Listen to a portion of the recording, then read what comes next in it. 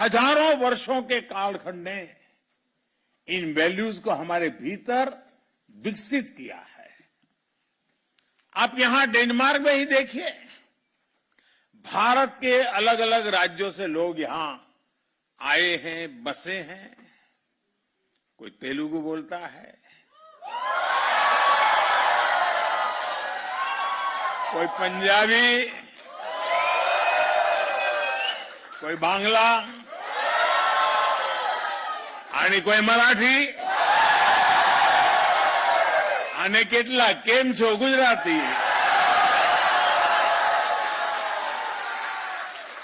तो कोई तमिल वणक्कम से शुरू करता है, तो कोई मलयाली, कोई उड़िया जय जगन्नाथ, कोई कन्नड़ा, तो कोई असमिया। भाषा कोई भी हो, लेकिन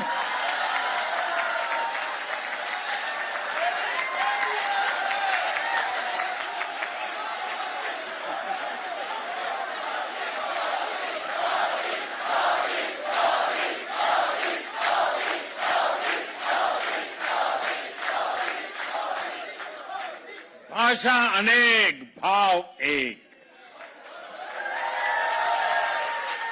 भाषा कोई भी हो,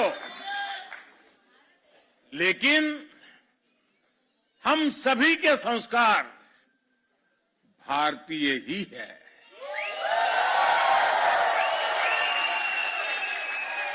हमारी खाने की थाली बदल जाती है, टेस्ट बदल जाता है, लेकिन स्नेह से बार बार आग्रह करने का भारतीय तरीका कभी नहीं बदलता है।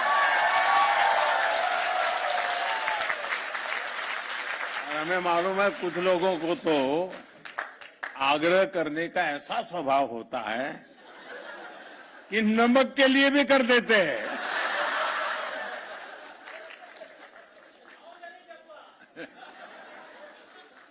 हम राष्ट्र रक्षा के लिए मिलकर खड़े होते हैं, राष्ट्र निर्माण में मिलकर जुटते हैं। भारतीयता सबका साथ, सबका और सबका। अब देखिए घर घर बात पहुंच चुकी है और डेनमार्क में भी गूंज रही है।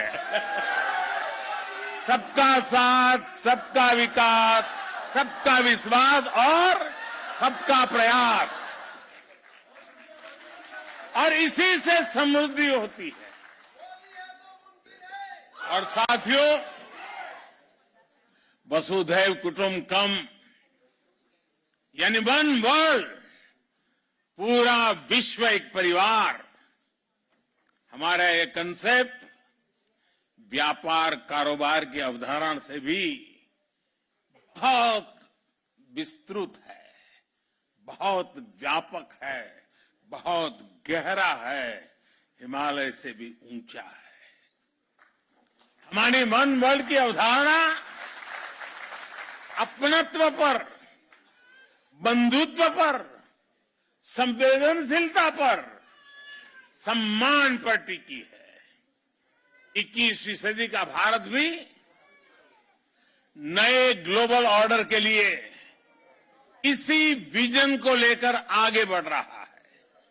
साथियों, आज भारत जो कुछ भी हासिल कर रहा है, वो उपलब्धि सिर्फ भारत की नहीं है, बल्कि वो करीब 1/5 ह्यूमैनिटी की उपलब्धि है। कल्पना कीजिए कि अगर भारत में हम वैक्सीनेशन को हर परिवार तक नहीं पहुंचा पाते, तो उसका दुनिया पर क्या असर होता। अगर भारत मेड इन इंडिया सस्ती और प्रभावी वैक्सीन पर काम न करता, बड़े स्केल पर प्रोडक्शन न करता तो दुनिया के अनेक देशों की स्थिति क्या होती।